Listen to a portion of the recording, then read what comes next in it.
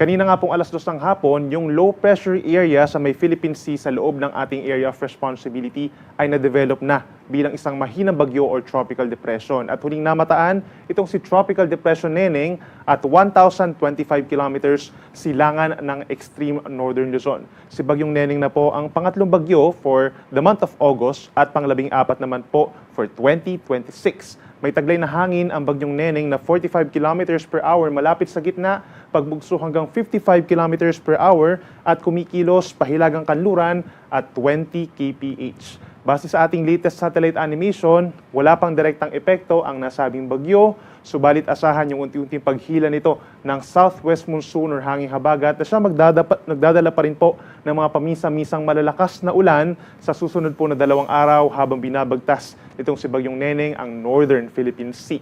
Samantala, patuloy din natin minomonitor ang isa pang low pressure area sa labas pa rin ng ating PAR. Huling namataan nito kaninang hapon at 460 kilometers kanluran ng Calayan, Cagayan. At base pa rin po sa analysis natin, mataas ang tsansa na ito'y maging isang tropical depression din, kagaya nitong si Bagyong Neneng sa susunod na 24 oras.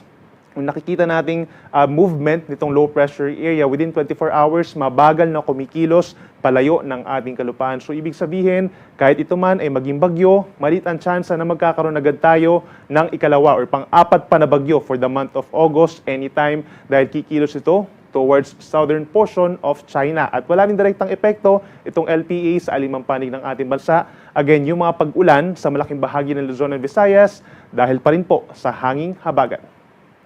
Base sa unang forecast track po ng Pag-asa regarding kay Tropical Depression Neneng, ang general movement nito sa susunod po na 2 araw ay northwestward or pahilagang kanluran simula dito sa may northern Philippine Sea. So ibig sabihin, maliit ang tsansa na ito ay magla-landfall or tatama sa ating kalupaan given nga itong medyo makipot po na kanyang cone of probability, bahagyang aangat or bahagyang bababa yung kanyang sentro dun sa ating mga susunod po na issuances. Posible itong dumikit or maglandfall dito po sa may Ryukyu Islands sa Okinawa, Japan, Thursday ng madaling araw at pagsapit po ng tanghali or hapon, maring nagla-landfall na po itong si Bagyong Neneng sa may northern portion of Taiwan kung saan may tsansa na maging low pressure area na lamang ito at hindi na tuluyang panlalakas sa mga susunod po na araw.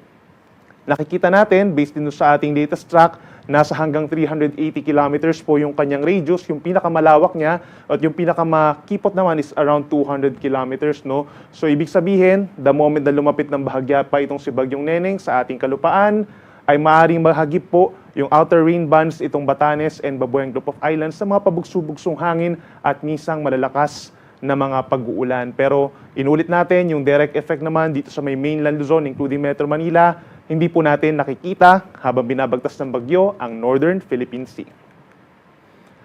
As of 5 p.m., meron po tayong heavy rainfall warnings pa rin sa malaking bahagi ng Luzon. Meron tayong red warning over Occidental Mindoro, gayon din po ang Calamian Islands at Batangas. Ibig sabihin, torrential rains o lubhang napakalakas po ng mga pag-ulan ng mararamdaman sa susunod na 3 oras o hanggang mamayang 8:00 po ng gabi.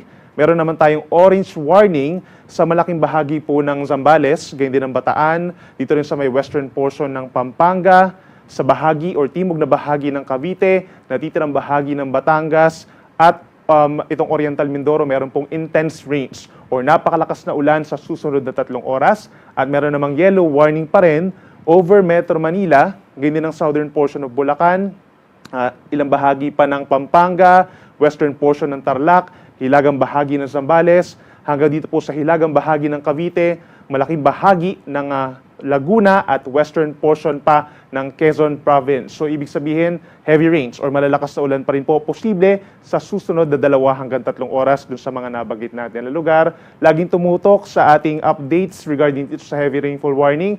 Every 3 hours po ito, 5 p.m. yung kasunod po 8:00 ng gabi, makikita natin dito sa panahon.gov.ph, ang isa sa mga official websites po ng Pag-asa. Para naman sa mararamdamang hangin natin sa susunod na 3 araw, yung southwest monsoon, meron pong main effect no, regarding dito sa mga nararamdaman nating pabugso-bugsong hangin hanggang sa araw po ng Thursday at yung sa periphery po ni Neneng, lalo na dito sa may extreme northern Luzon. So for tonight, most of the country, possible po yung pabugso-bugsong hangin. Pagsapit bukas at sa araw po ng Thursday, malaking bahagi ng Luzon and Visayas, meron din mga gusty conditions. Ganyan din sa Zamboanga Peninsula, Northern Mindanao at Davao Region. Para naman sa mararamdaman nating mga pag-ulan sa susunod pa na 3 araw, kakaiba po ito dun sa tinatawag natin kanina na heavy rainfall warning. Ito naman yung weather advisory. Yung kanina real-time warning na sumasagot sa mga tanong kung posible ba magkaroon pa ng mga malalakas na ulan sa mga susunod na oras. Ito po nakikita natin within a 24-hour period, posibleng umabot pa rin sa hanggang 200 millimeters ang dami ng mga babagsak na ulan. So hanggang bukas po ng hapon, dito po sa may Zambales, sa may Bataan, ganyan sa Cavite, Batangas, Occidental Mindoro, at dito sa may Oriental Mindoro, especially overnight, posible po yung umabot sa hanggang 200 millimeters. So para ma-visualize po natin, kung dito sa Metro Manila kahapon, umabot po ng 240 millimeters yung 24-hour na mga pag-ulan. So more or less, halos ganun po yung posible bumagsak na ulan dito sa mga nabanggit natin na probinsya. Habang pagsapit naman, sa ibang lugar pa dito sa Luzon, meron namang nasa 50 to 100 millimeters ang dami ng ulan sa susunod na 24 oras.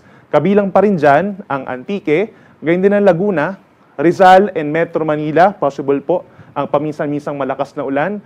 Gayon din sa may Bulacan, Pampanga, Tarlac, Nueva Ecija, paakyat ng Pangasinan, Benguet, La Union, hanggang dito sa may Ilocos Sur and Abra, may mga delikadong ulan pa rin po na aabot ng hanggang 100 millimeters.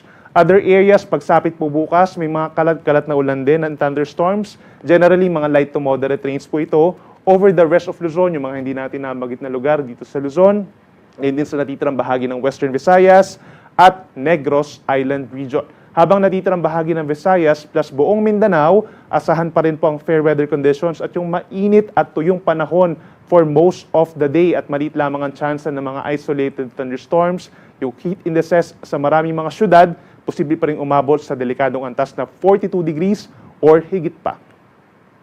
Pagsapit po bukas ng hapon hanggang Thursday afternoon, ito yung time kung saan lumalapit ang bagyo sa may Okinawa, Japan, na dito rin sa may Northern Taiwan. So habang nandun po ang bagyo, meron pa rin tayong habagat na siya magdadala pa rin ng mga delikadong ulan dito sa may parting La Union, Benguet, Pangasinan, Zambales, pababa po ng Bataan at Occidental Mindoro kung saan nasa 100 to 200 millimeters ang posibleng 24 hours na rainfall. Mataas pa rin po ang banta ng mga pagbaha sa mga low-lying areas or maging yung mga hindi na gaano binabaha. No, posible po kayong makaranas ng mga flooding dito rin sa mga malapit po sa mga ilog, posible yung pag-apaw po nito at sa mga kabundukan naman po nakatira sa mga mountainous areas, posible ang pagbuho ng lupa. Habang meron naman tayong 50 to 100 millimeters sa dami ng ulan simula po bukas ng hapon hanggang Thursday ng hapon sa may Ilocos Sur, Abra, dito pa rin po sa may Tarlac, Nueva Ecija, Pampanga, Bulacan, pababa po ng Metro Manila, gayon din sa Rizal, Cavite, Batangas, hanggang dito sa may Oriental Mindoro. Delikado pa rin po ang mga pag-ulan, pabugso-bugso pa rin sa susunod pa or after the next 24 hours. Whereas the rest of Northern Luzon, ngayon din ang mga lalawigan ng Aurora, Quezon and Laguna, meron pa rin paminsan-minsan na mga light to moderate rains. Yan po ay dahil din sa southwest monsoon. And yung mga hindi natin nabanggit na lugar, dito sa may Bicol, sa may southern parts ng Mimaropa, Visayas and Mindanao, fair or bahagyang maulap at madalas maaraw ang panahon pagsapit po ng Thursday.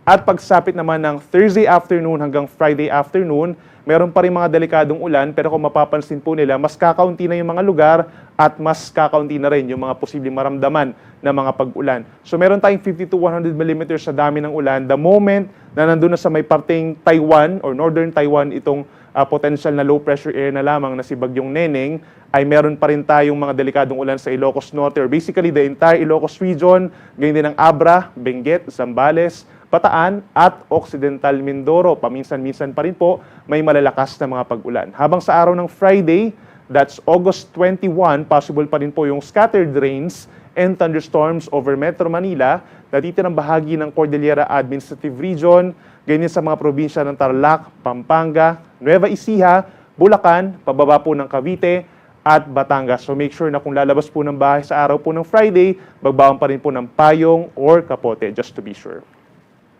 Para naman sa lagay ng ating karagatan, wala tayong nakataas pa sa ngayon or maybe in the next two days po regarding po sa gale warning or yung mga delikadong alon. However, given po na meron pa rin tayong malakas sa southwest monsoon, posible pa rin ang maalon na karagatan dito sa may western seaboards nga ng Luzon hanggang 3 meters po, lalo na kapag malalakas ang mga hangin at ulan doon. Delikado ito for our small sea vessels. Mataas din ang mga pag-alon dito po sa baybayin ng Mimaropa, ilalim na bahagi ng Quezon and Bicol region, hanggang dito sa may Eastern Mindanao, posibleng umabot sa 1.5 hanggang 2.5 metro ang taas ng mga pag-alon. At yung mga hindi natin nabanggit, within the next 12 hours, nasa 0.5 hanggang 1 metro lamang ang taas ng mga pag-alon, maliban pa rin sa mga thunderstorms.